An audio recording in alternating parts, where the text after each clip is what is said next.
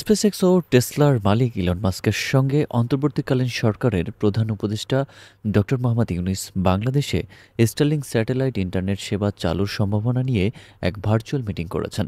মিটিংয়ের পর প্রধান উপদেষ্টা সাবেক টুইটার প্ল্যাটফর্মে সুখবরটি জানিয়ে বলেন, বাংলাদেশে স্টারলিংক স্যাটেলাইট ইন্টারনেট পরিষেবা চালুর সম্ভাবনা উজ্জ্বল হচ্ছে। এতে প্রধান উপদেষ্টার টুইটে ইলন মাস্ক নিজেও ইতিবাচক প্রতিক্রিয়া জানিয়েছেন। শনিবার ১৫ই ফেব্রুয়ারি প্রধান উপদেষ্টা সাবেক টুইটার প্ল্যাটফর্মে লেখেন, মিস্টার ইলন মাস্কের সঙ্গে দারুণ এক বৈঠক হলো।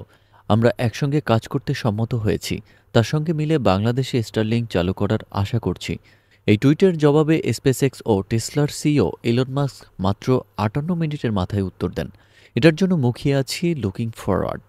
এদিকে মাস্কের টুইটারে উত্তরের পরে বিষয়টি নিয়ে দেশজুড়ে ব্যাপক আলোচনার জন্ম দেয়। এ নিয়ে সামাজিক যোগাযোগ মাধ্যম ফেসবুকে অনেককে ইতিবাচক পোস্ট দিতে দেখা গেছে। প্রযুক্তিপ্রেমীরা মনে করছেন, দেশে উচ্চগতির স্যাটেলাইট ইন্টারনেট চালুর ক্ষেত্রে এটি একটি বড় পদক্ষেপ হতে পারে।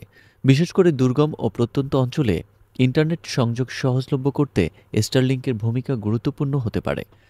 বিশ্লেষকরা বলছেন, বাংলাদেশে স্টারলিংকের আগমনের ফলে দেশের টেলিযোগাযোগ ও প্রযুক্তি খাতে বড় পরিবর্তন আসতে পারে। তবে এ বিষয়ে আনুষ্ঠানিক চুক্তি বা প্রকৃত বাস্তবায়ন কবে নাগাদ হতে পারে তা এখনও স্পষ্ট নয়। সরকারের পক্ষ থেকে আনুষ্ঠানিক ঘোষণা না এলেও এই টুইট এক্সচেঞ্জ বাংলাদেশ প্রযুক্তিগত অগ্রগতির নতুন দিগন্ত উন্মোচনের ইঙ্গিত দিচ্ছে বলে মনে করছেন বিশেষজ্ঞরা।